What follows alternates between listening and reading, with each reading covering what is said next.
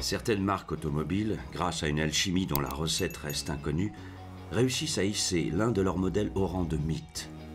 Il y a Ford avec son modèle T, Volkswagen et sa coccinelle, Austin dont la Mini est devenue légendaire, Renault avec sa 4L, Porsche et sa 911 et la 205 de Peugeot. Pourtant, malgré des hauts près des étoiles et des bas plus que préoccupants, une marque a réussi à faire entrer plusieurs modèles dans ce panthéon, Citroën. La traction avant, la 2 chevaux, la DS, la SM. Citroën est devenu le symbole d'une des plus grandes aventures industrielles du XXe siècle. Aujourd'hui, faire une voiture pour laquelle il y aura autant d'émotions autour, comme au lancement au Salon de Paris 55, je sais pas, il faudra peut-être faire une voiture sans roues, une voiture qui vole. Faite d'avant-garde marketing et de problèmes sociaux, de design révolutionnaire et de faillites retentissantes. À cette époque, ce qui était extrêmement agaçant, c'est que tous les matins, ou quasiment tous les matins, on vous demandait, bon, quand est-ce que vous allez fermer Citroën? D'innovation technologique et de problèmes techniques. Elle est sans doute la marque automobile la plus collectionnée au monde et celle qui compte le plus d'inconditionnels. Mes souvenirs d'enfance liés à Citroën, c'est la 2 chevaux verte de mes parents avec un canard jaune derrière. Ouais. Comment est-ce possible? C'est une marque qui ne peut pas vous laisser indifférent. Vous l'aimez ou vous la haïssez?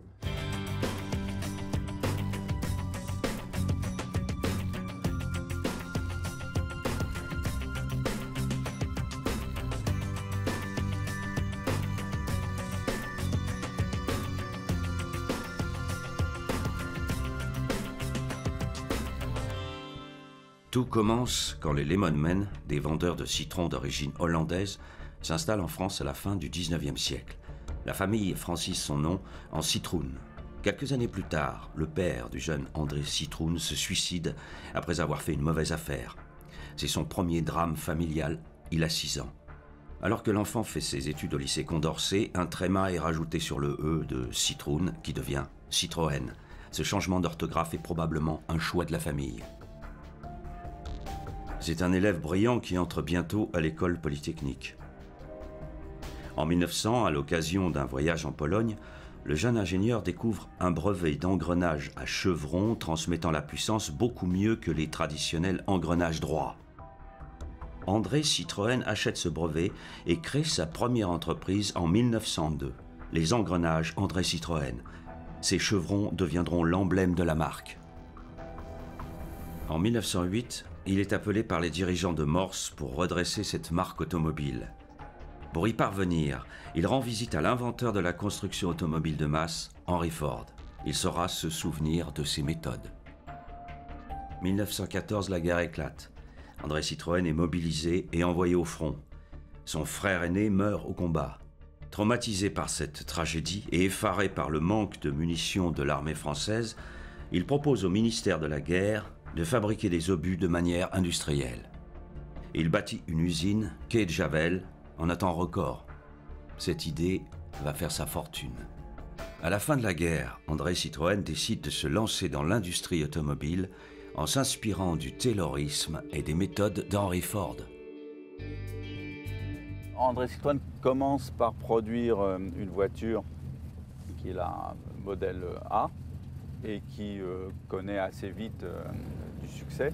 D'abord parce qu'elle avait un prix qui était très accessible, et ensuite parce qu'elle accompagne le lancement de cette voiture d'opérations commerciales, d'opérations de marketing, d'opérations de promotion qui font dire à tous les spécialistes de la question que c'est André Citroën qui a inventé le marketing moderne. André Citroën a tout découvert, non seulement de la voiture, mais de la communication. Et il a mis l'un au service de l'autre et l'autre au service de l'un en permanence. Rien ne s'est inventé depuis André Citroën. C'est lui qui a inventé la promotion des ventes, c'est lui qui a inventé l'événement, c'est lui qui a inventé les RP, c'est lui qui a inventé le marketing automobile. Déjà à cette époque, il crée un réseau énorme de concessionnaires, pas seulement en France, mais aussi dans d'autres pays européens. Des concessionnaires qui reçoivent des manuels d'instruction extrêmement précis, extrêmement techniques, avec les listes de toutes les pièces de rechange, toutes référencées, toutes les explications sur la réparation des voitures. Il insiste sur l'importance du service après-vente. André Citroën, qui avait tout compris de la communication, a aussi inventé la première publicité pour les enfants avec cette phrase admirable: je voudrais que les premiers mots d'un enfant soient papa, maman, Citroën. Et pour ça, il a inventé les jeux Citroën.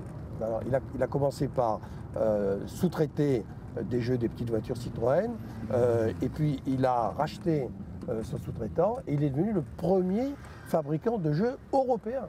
Et pas simplement des petites voitures qui sont des objets de musée qui sont formidables, mais tous les jeux qui pouvaient toucher à la voiture. Mais aussi cette fameuse Citroënette qu'on voit ici, qui pouvait être soit à pédale, soit comme ce modèle à moteur électrique. Là, cette Citroënette date de 1928 et est sur une base d'une Citroën C4. C'était un jouet haut de gamme qui était fabriqué en France sous licence et vendu dans le réseau Citroën. Et c'est lui qui a inventé, on approche de la Tour Eiffel, elle est là, c'est lui qui a inventé le spot. Parce que sur cette Tour Eiffel qui est là, son nom a été écrit pendant 10 ans, ce qu'on ne sait pas. Et ce n'était pas simplement un Citroën qui était écrit, il y avait 400 000 lumières qui racontaient une histoire, qui changeait chaque année. Donc c'était une sorte de spot de 90 secondes en dessin animé qui se terminait par la signature de Citroën. Et c'est lui qui a inventé ensuite les raids, la croisière noire, la croisière jaune, que font aujourd'hui les marques, des raids. En 1923, il organise la première traversée du Sahara en voiture. Le Tanezrouft est vaincu en 21 jours par les autochenilles de Hart et d'Audouin-du-Breuil.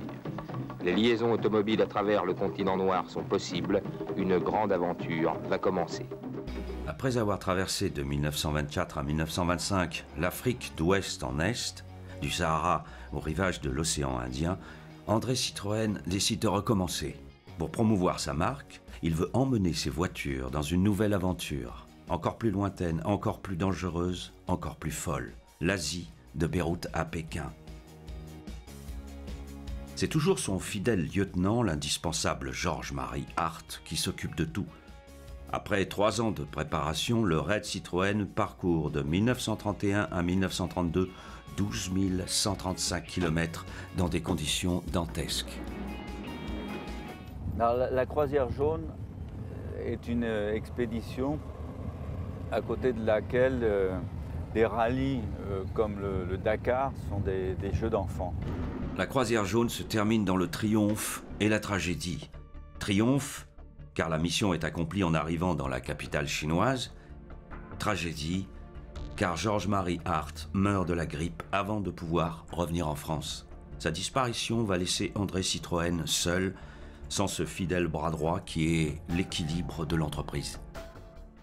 L'ensemble de la France vibrait à l'image de Citroën. André Citroën a compris l'importance des people.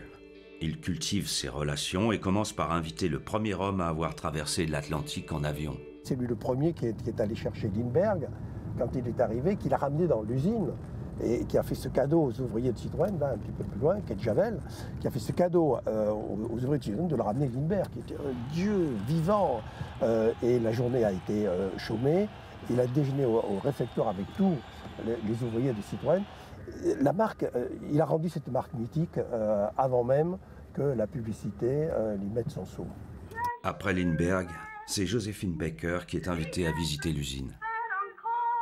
La belle voiture Citroën avec son confort, plaisir d'amour, tu appelles, on oublie la Citroën dure toute la vie.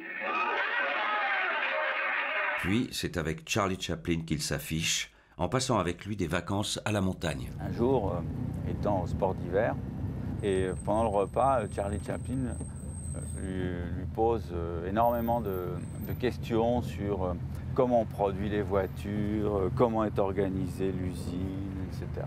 Et le père dit à André Citroën, mais pourquoi il pose tellement de questions? La réponse, on l'a eue quelques mois après, avec le film Les Temps modernes. Mais la vie très parisienne d'André Citroën n'est pas du goût de tout le monde. Particulièrement des ouvriers de son usine du quai de Javel qui se mettent en grève en 1932. Jacques Prévert lui-même s'en mêle et écrit un poème assassin qu'il lit à la radio. Citroën n'écoute pas. Citroën n'entend pas. Il est dur de la feuille pour ce qui est des ouvriers. Pourtant, au casino, il entend bien la voix du croupier. 1 million, monsieur Citroën, 1 million. S'il gagne, c'est tant mieux. C'est gagné. Mais s'il perd, c'est pas lui qui perd. C'est ses ouvriers. Il aimait bien le casino parce que c'était quelqu'un qui était joueur.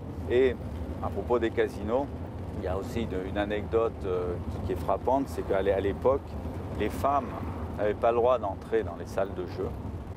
Et un jour, ma grand-mère apprend qu'il était en train de jouer gros, exaspérée par cette information, bouscule tout le monde, rentre dans la salle de jeu, s'approche d'André Citroën, qui était sur le point de jouer à un banco, lui chuchote à l'oreille, « Si tu joues, je te quitte ». André Citroën ne jouera plus jamais au casino. Il se recentre sur l'automobile et sort son nouveau modèle.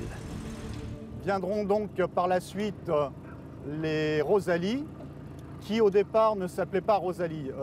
On avait les 8, les 10 et les 15 qui étaient proposés au salon en 1932.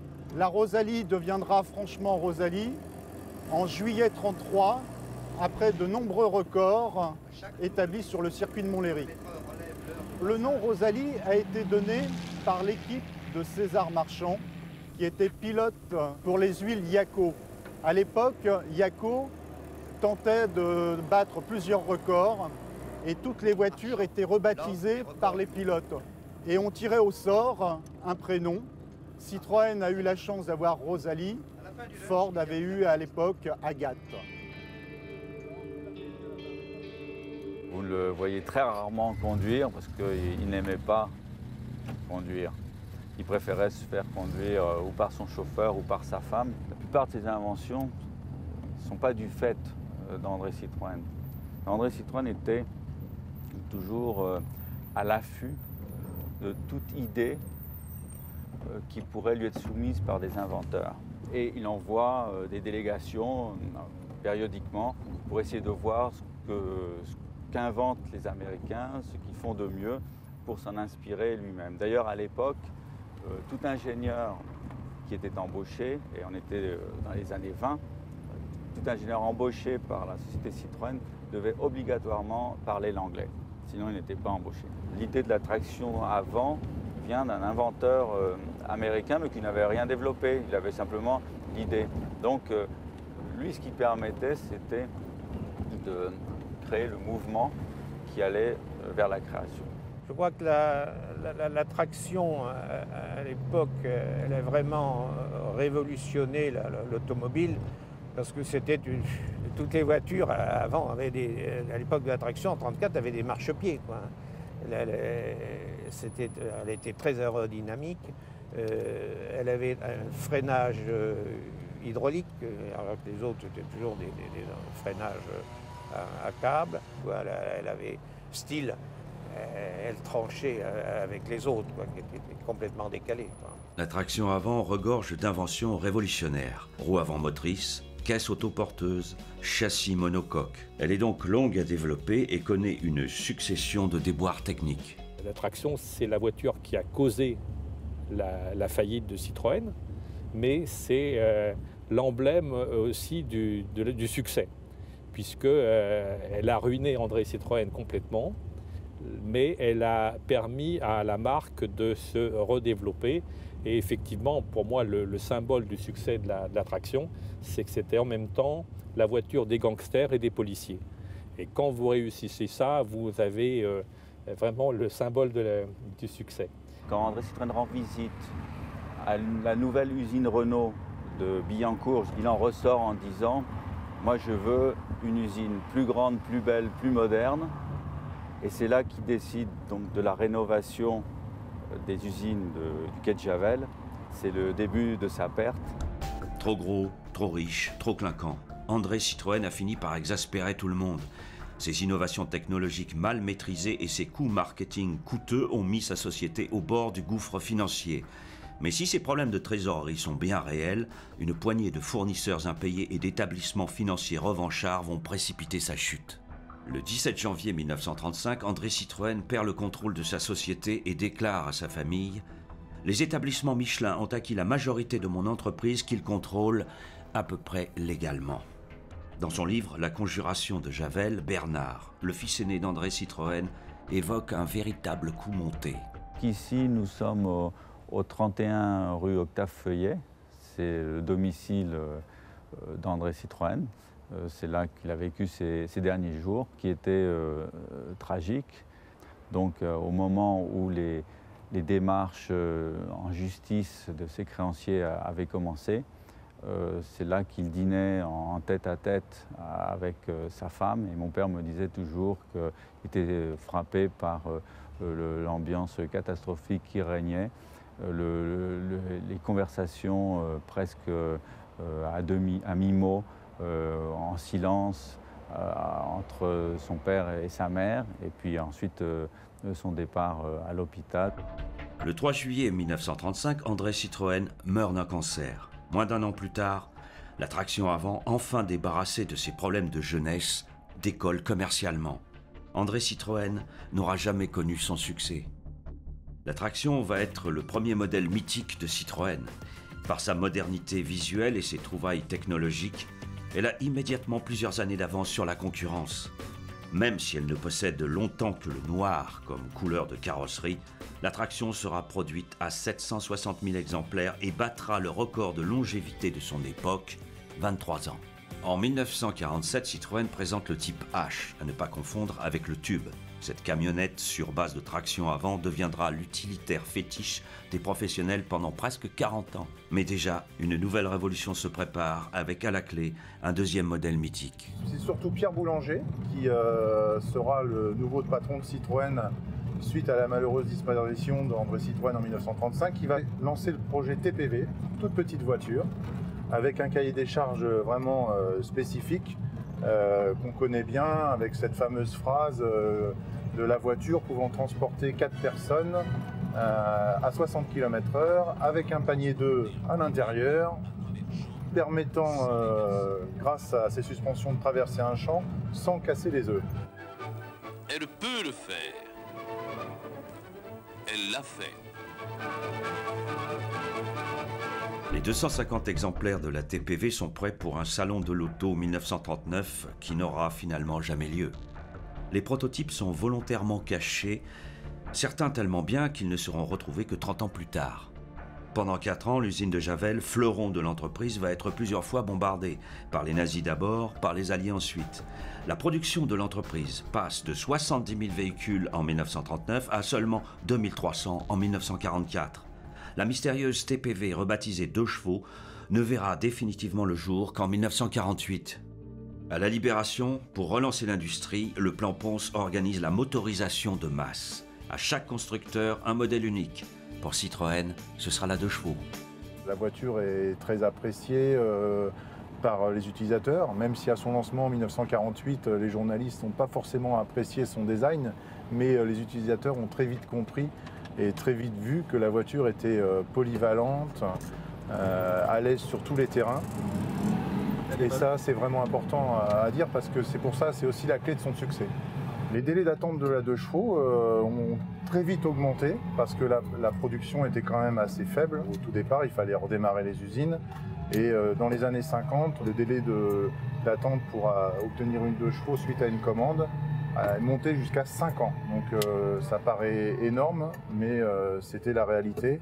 Sur les 5 114 962 2 chevaux fabriqués par Citroën, plus d'1 240 000 ont été des fourgonnettes. Donc c'est à noter, et ces fourgonnettes ont rendu de très très grands services pour les artisans, mais aussi les agriculteurs, et donc ont participé à la croissance et à la vie économique de la France.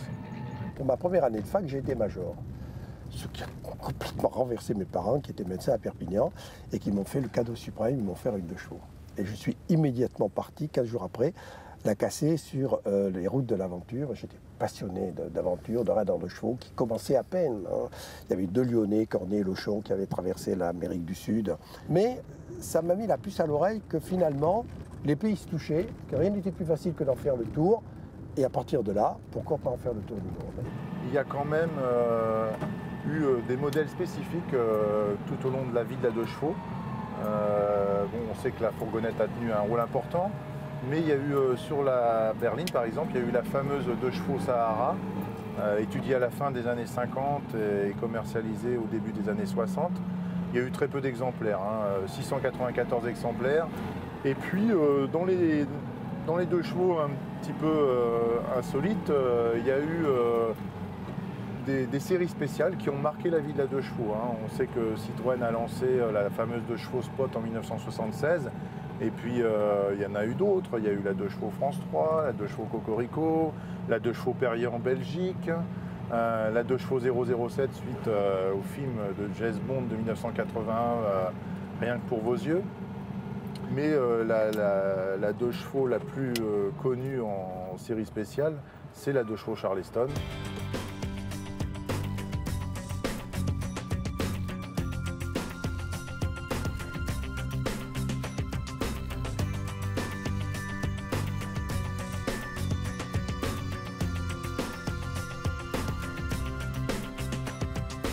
Sortie au tout début des années 80. Au départ, ça devait être une série spéciale, mais qui a eu tellement de succès que Citroën l'a inscrite je dirais, au catalogue normal de la 2 chevaux.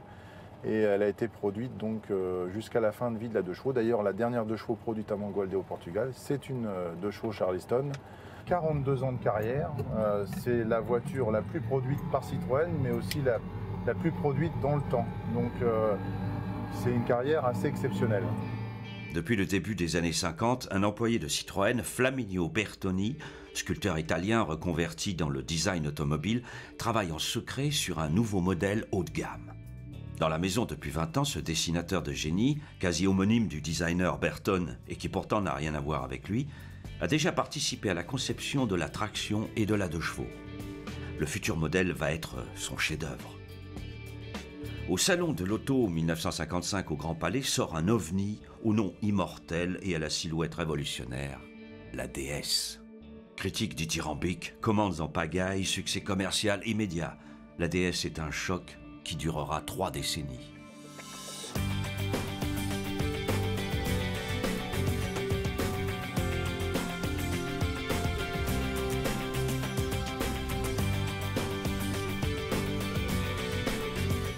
Pratiquement 12 000 commandes le premier jour, c'est quelque chose d'extraordinaire.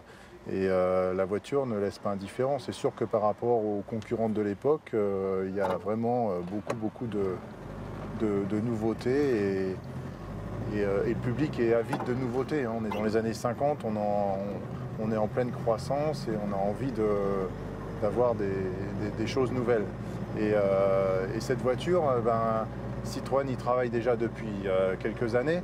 Mais c'est vrai que quand on la présente, faut être honnête, elle n'était pas tout à fait prête, mais on voulait la présenter. On a eu quelques petits soucis de fiabilité sur l'hydraulique qui était vraiment nouveau au départ. Si l'on charge la voiture, le piston comprime le gaz, l'huile sous pression libérée par le clapet pénètre dans la sphère et repousse le piston. La voiture revient donc doucement à son niveau.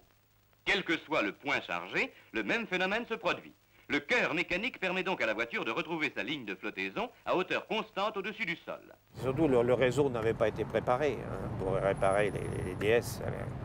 Quand les clients arrivaient chez un concessionnaire ou un agent, j'étais complètement perdu. Ils n'avaient pas bien mesuré l'importance. La DS a une belle histoire commercialement, mais elle est aussi rentrée dans l'histoire parce que le général de Gaulle a utilisé cette voiture comme tout au long de son mandat de président de la République. Et cette voiture lui a sauvé la vie, puisque lors de l'attentat du Petit Clamart, en août 1962, la voiture a été criblée de balles. Des pneus ont été touchés, donc étaient crevés. Et grâce à la suspension hydraulique, la voiture a maintenu son cap.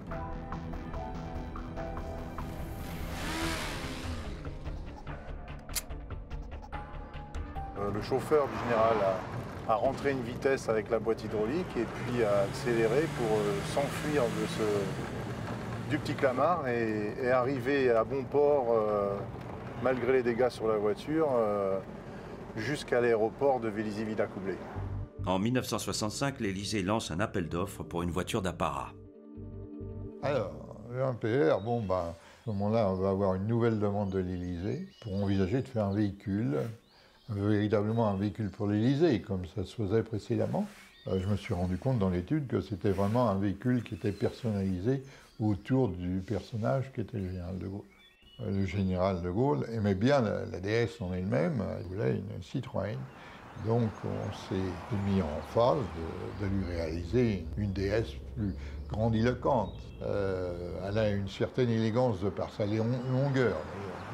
Si elle doit faire 1,76 m de haut, 2,13 m de large et 6,53 m de long. L'appel d'offres sera remporté par Citroën grâce à un argument choc d'un de ses employés. En effet, il glissera à l'oreille du général de Gaulle que sa super DS mesurera 3 cm de plus que la Lincoln du président américain Lyndon Johnson. Il n'aimait pas tellement cette vitre fixe et puis c'était pas son style. Tout ce qui était un peu apparat, on dira bling bling aujourd'hui peut-être, je sais pas. Mais voilà, c'était plus des DS normales. Par contre, le général de Gaulle a eu des DS un petit peu modifiées, parfois avec des DS complètement découvrables, qui lui permettaient de saluer la foule. Donc il y a eu quelques aménagements pour des DS, pour certains voyages officiels, mais la DS était présente tout au long de sa vie politique. Sans oublier la fameuse finition Palace, apparue au milieu des années 60, qui a permis à la DS d'être vraiment dans le haut de gamme, avec des finitions possibles en cuir, avec la possibilité d'avoir la climatisation. Il y a même eu la version Prestige avec une séparation chauffeur entre le chauffeur et les passagers. Et dès 1959, sur le catalogue DS, il y avait la possibilité, dans cette version Prestige, de demander l'installation du téléphone, qui avait une portée un peu limitée, et ça marchait surtout dans Paris intramuros. Mais il faut le noter, dès 1959, il y avait cette possibilité.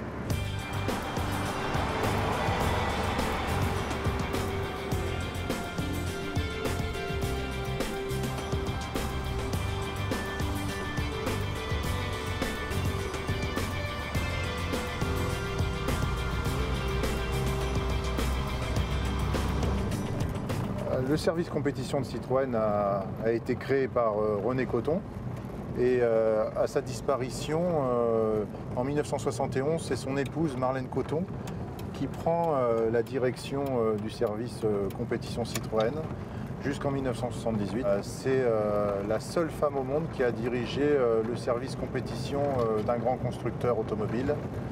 Donc c'est vraiment encore quelque chose d'innovant. On parle souvent d'innovation chez Citroën pour la technologie, mais aussi dans l'organisation, que ce soit le service compétition créé au début des années 60 ou la façon dont il a été dirigé après, c'est aussi une innovation. La DS a aussi eu son heure de gloire en sport. C'est pas une voiture qui a été forcément conçue pour le sport automobile, mais très vite, à sa sortie, certains pilotes s'y intéressent parce qu'ils voient l'avantage de la suspension hydraulique très confortable. Et dès 1959, elle remporte le fameux Monte Carlo avec Paul Coltelloni à son volant.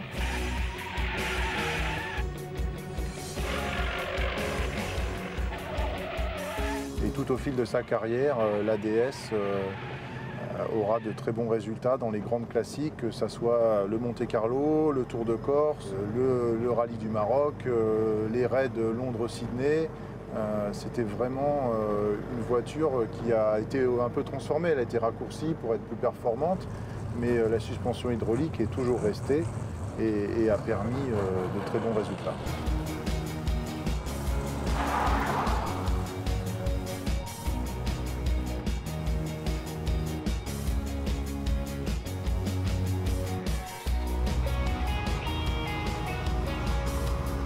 Si la DS est un succès presque total, le modèle de série n'arrive pas à toucher la clientèle éprise de vitesse. Citroën décide alors, à la fin des années 60, de mettre en chantier une voiture de grand tourisme. Ce sera le projet S, plus connu du grand public sous le nom de SM.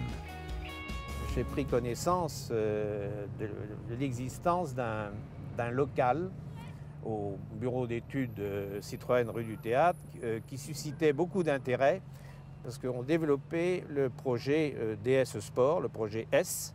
Le responsable, c'était M. Jacquenet, un éminent ingénieur.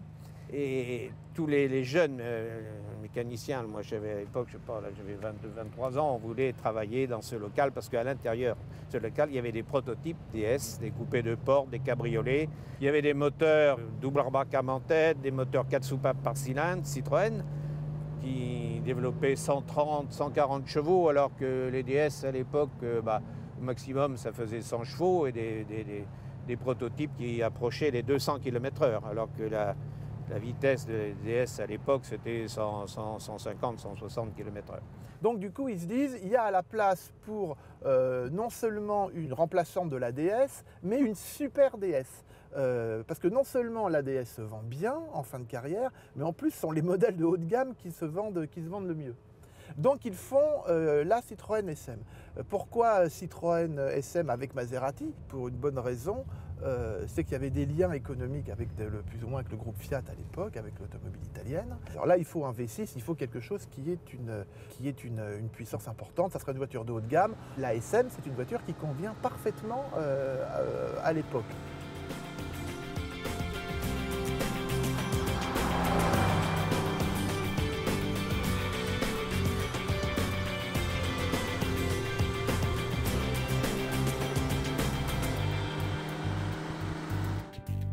J'ai un souvenir d'un essai dans les années 70 avec lui, avec une SM expérimentale où il voulait voir les limites de la traction avant, qui approchait les 300 km/h.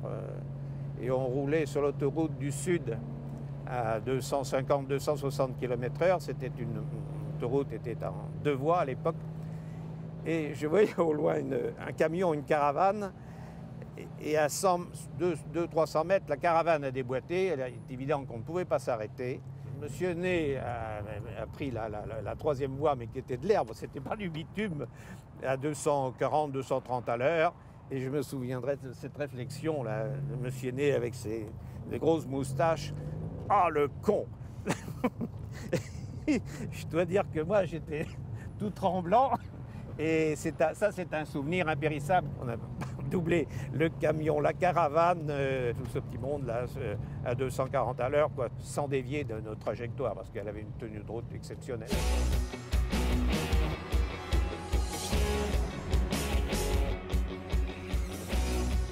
À la demande de Georges Pompidou, le bureau d'études Citroën et le carrossier Henri Chaperon fabriquent 2 SM cabriolets 4 portes. Ces voitures ont été utilisées par les présidents Pompidou, Giscard d'Estaing, Mitterrand et Chirac. Malheureusement, il y a 2 choses qui se passent, 2 choses qui sont réduites en une seule. C'est la crise du pétrole et la guerre du Kippour, qui va non seulement faire décoller considérablement le prix de l'essence et donc ruiner une partie des chances de plaire de cette voiture. Et puis, tout simplement, il y a un ralentissement économique, il y a une crise économique, et cette voiture ne va pas passer la rampe. Ajoutons à cela, en 1973, l'entrée en vigueur des limitations de vitesse qui, évidemment, ne plaident pas pour ce genre de voiture. D'ailleurs, il y a eu cette phrase de Citroën quand on a annoncé la fin de la SM. Elle est née de la vitesse et morte avec la vitesse. Les partenariats industriels entre Citroën et Peugeot se succèdent pendant toutes les années 60. Et en 1974, les 2 constructeurs sautent le pas.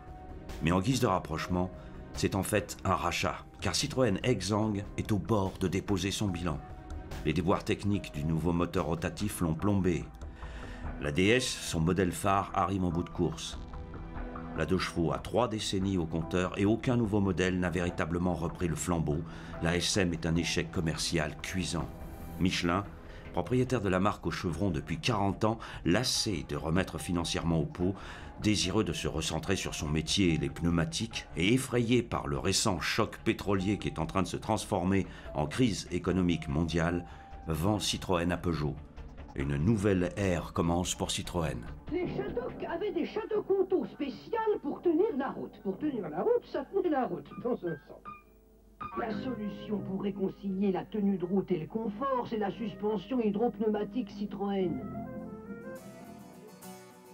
La GS, véhicule de moyenne gamme, arrive sur le marché en 1970.